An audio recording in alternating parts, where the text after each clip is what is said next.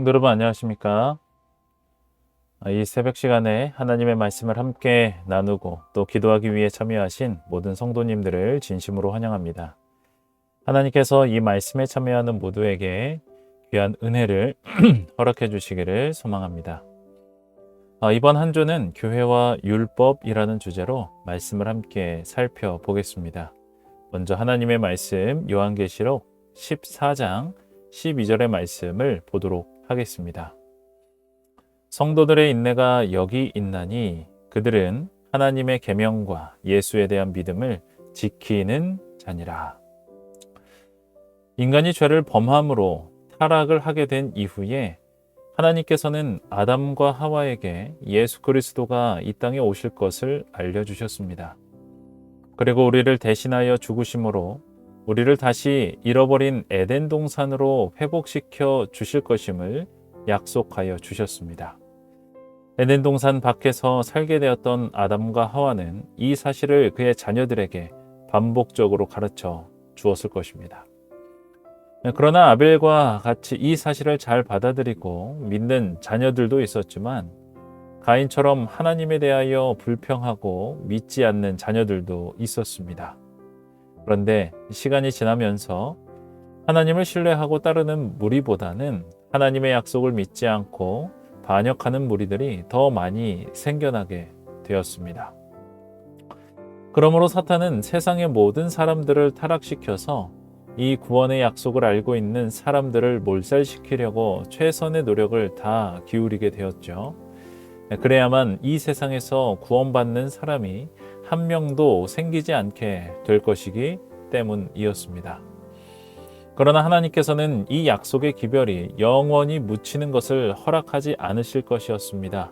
그래서 하나님께서는 이 구원의 기별이 온 세상의 끝까지 전해질 수 있도록 신실한 무리들을 선택하시고 그들을 통하여 하나님의 율법과 약속의 기별을 보존해 오셨던 것입니다.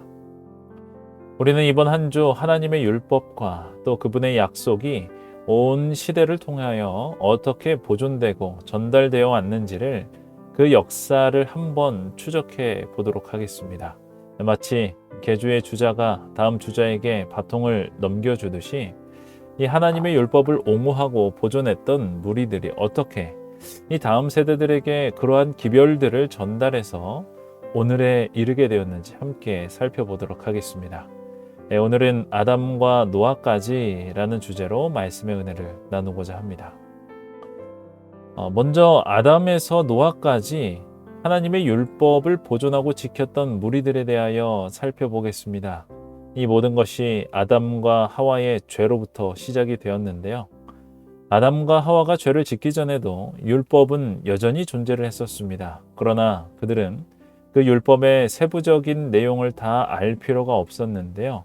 그 이유는 그들이 아무 불편함 없이 자연적으로 그 법을 지키고 있었기 때문입니다. 그들의 마음속에는 미워하고 싶은 생각이 들지도 않았고 또 속이거나 도둑질을 하고 싶은 마음이 없었던 것입니다. 왜냐하면 그들의 마음속에는 늘 하나님께서 계셨기 때문이죠. 그리고 하나님은 아담과 하와에게 이와 같은 약속을 하십니다. 창세기 2장 17절의 말씀입니다. 선악을 알게 하는 나무의 열매는 먹지 말라. 내가 먹는 날에는 반드시 죽으리라 하시니라. 아담과 하와가 금단의 열매인 이 선악과를 먹음으로 그들은 하나님을 대신 또 사탄을 그들의 주인으로 섬기기 시작을 하였습니다. 그렇게 되자 이제 그들의 마음속에 악에 대한 지식이 심겨지게 되었는데요. 마치 이러한 것이죠. 마약이 있는 줄도 모르는 사람에게는 굳이 마약이 해로운 이유를 자세히 알려줄 필요가 없죠. 그리고 그 사람에게 마약은 전혀 매혹적인 것으로 느껴지지 않을 것입니다. 그런 사람에게는 그저 그것을 하면 안 된다는 것만 알려주면 됩니다. 그런데 한번 거기에 빠져들게 되면 어떻게 될까요? 더 이상 헤어나올 수 없게 되는 것이죠. 선악과도 이와 같았습니다. 아담과 하와에게 죄가 어떤 것인지 자세히 알려줄 필요가 없었습니다. 그저 선악과를 먹으면 그 죄의 결과가 죽음이라는 것만 알려주면 되었습니다. 그런데 이제 죄가 세상에 들어오게 되었을 때는 상황이 달라지게 되었습니다. 사람이 죄에 대한 지식을 갖게 된 이상, 이 죄악으로 기울여지는 그 특성을 갖게 된 이상 무엇이 옳은 것이고 또 무엇이 그른 것인지를 알려줄 필요가 생겨나기 때문입니다. 그래서 하나님께서는 그 전에도 항상 존재해 왔었지만 굳이 알려줄 필요가 없었던 그 율법을 자세히 알려줄 필요가 생겼습니다. 어떤 사람은 그렇게 이야기하죠. 만약에 하나님께서 사람이 선악과를 따먹지 못하게 만들었으면 되었을 것을, 이것을 따먹도록 허락하셔 놓고 그 책임을 사람에게 물으시냐고 말입니다. 그 말도 일리가 없는 말은 아니죠. 그러나 만일 사람에게 이 선악과를 따먹을 자유가 없었다면 사람에게는 하나님을 거절할 자유가 없게 되는 것이죠. 다시 말하면 사람은 하나님을 사랑할 수밖에 없는 로봇과 같은 존재가 된다는 것입니다. 진정한 사랑의 조건이 있는데 그것은 언제든지 사람이 원치 않으면 떠날 자유가 있어야 하는 것입니다. 죄를 지은 이후에 세상에는 두 부류의 사람이 존재하게 되었습니다. 가인의 무리로 대표되는 그 하나님을 거절하고 사탄을 섬기는 무리와 또 아벨의 무리로 대표되는 신실히 하나님을 따르는 무리입니다. 그런데 아벨의 무리는 정말 소수였고 가인의 무리는 점점 왕성하여지게 되었습니다. 그 가인의 무리는 완전히 하나님을 떠나고 또 타락을 하고 더 이상 하나님께 돌아올 수 없을 만큼 그 마음이 완고하여지고 반역으로 가득 차지게 되었습니다. 하나님께서 그들에게 천년 만년의 자비의 시간을 더 주신다 하더라도 그들은 결코 회개하지 않을 것이었습니다. 그런데 그런 악인들이 사탄의 사주를 받아서 의인을 괴롭히고 말살시키려고 하였습니다. 그래서 하나님께서는 그 의인들을 보호하시고 또 율법에 대한 지식을 보존하시기 위해서 이미 돌아올 수 없는 강을 건넌 악인들을 심판하시게 되었던 것입니다. 그것이 바로 노아 홍수입니다. 물론 홍수 전에 미리 잠재우신 의인들도 많이 있었지만 방주에 탄 사람들이 오직 노아의 가족 8명이었던 것을 보면 당시의 사람들이 얼마나 철저하게 타락하고 또한 하나님께 반역했는지를 알 수가 있습니다.